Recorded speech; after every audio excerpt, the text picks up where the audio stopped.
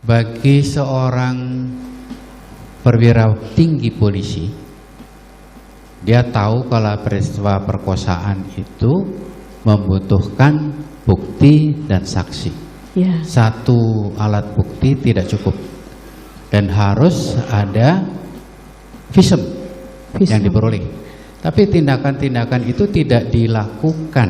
Tidak dilakukan. Meminta kepada, yang jelas adalah ada kemarahan yang dialami oleh pelaku yang berhubungan dengan peristiwa di Magelang, tapi tidak jelas. Tidak jelas. Tidak jelas.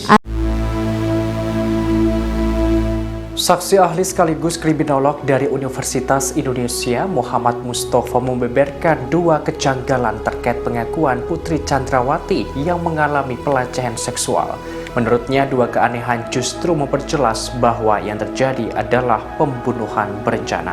Dikutip dari tribunnews.com, dua kejanggalan ini diungkapkan oleh Muhammad Mustafa saat dihadirkan sebagai saksi ahli dalam lanjutan sidang pembunuhan berencana Brigadir J di Pengadilan Negeri Jakarta Selatan pada Senin 19 Desember. Kejanggalan pertama, Ferdy Sambo masih beraktivitas setelah mendapatkan laporan kejadian pelecehan seksual yang dialami Putri Chandrawati. Ia lantas menerangkan perbedaan antara pembunuhan berencana dan pembunuhan tidak berencana. Diungkapkan, pembunuhan tidak berencana biasanya pelaku pembunuhan langsung reaksi seketika, sehingga tidak ada jeda waktu setelah mengetahui peristiwa kejadian seperti pelecehan seksual.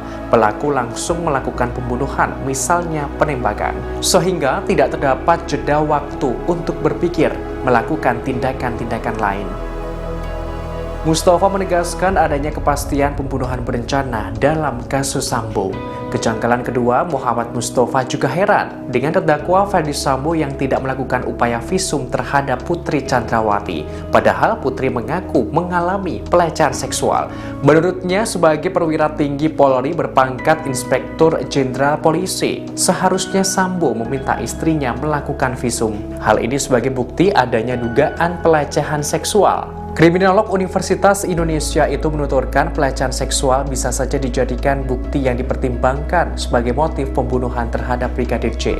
Namun menurutnya perlu ada kecukupan bukti terkait dengan peristiwa pelecehan seksual agar dipertimbangkan sebagai motif terjadinya pembunuhan. Hal ini lantaran kejadian pelecehan seksual hanya dari pengakuan Putri Chandrawati.